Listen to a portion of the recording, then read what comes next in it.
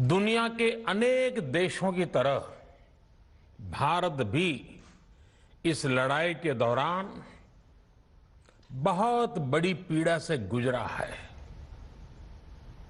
हम में से कई लोगों ने अपने परिजनों को, अपने परिचितों को खोया है।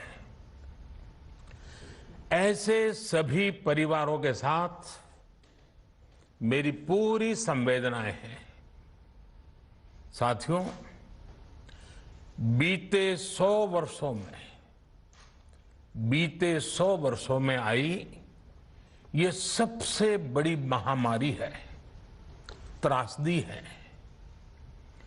इस तरह की महामारी आधुनिक विश्व ने न देखी थी, न अनुभव की थी। इतनी बड़ी वैश्विक महामारी से हमारा देश कई मोर्चों पर एक साथ लड़ा है। कोविड अस्पताल बनाने से लेकर आईसीयू बेड्स की संख्या बढ़ानी हो, भारत में वेंटिलेटर बनाने से लेकर टेस्टिंग लैब्स का एक बहुत बड़ा नेटवर्क तैयार करना हो, कोविड से लड़ने के लिए बीते 1.25 साल में ही देश में एक नया हेल्थ इंफ्रास्ट्रक्चर तैयार किया गया है।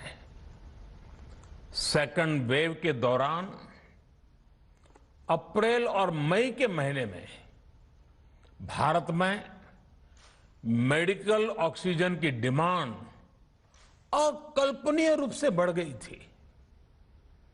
भारत के इतिहास में कभी भी इतनी मात्रा में मेडिकल ऑक्सीजन की जरूरत कभी भी महसूस नहीं की गई। इस जरूरत को पूरा करने के लिए युद्ध स्तर पर काम किया गया। सरकार के सभी तंत्र लगे। ऑक्सीजन रेल चलाई गई, एयरफोर्स के विमानों को लगाया गया, नौसेना को लगाया गया।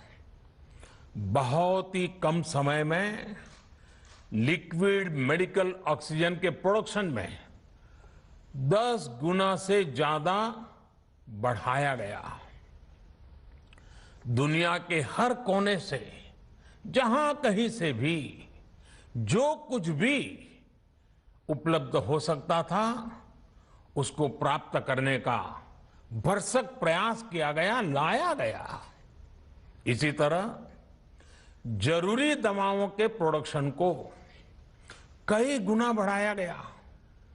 विदेशों में जहां भी दवाइयां उपलब्ध हो वहां से उन्हें लाने में कोई कोर कसर बाकी नहीं छोड़ी गई।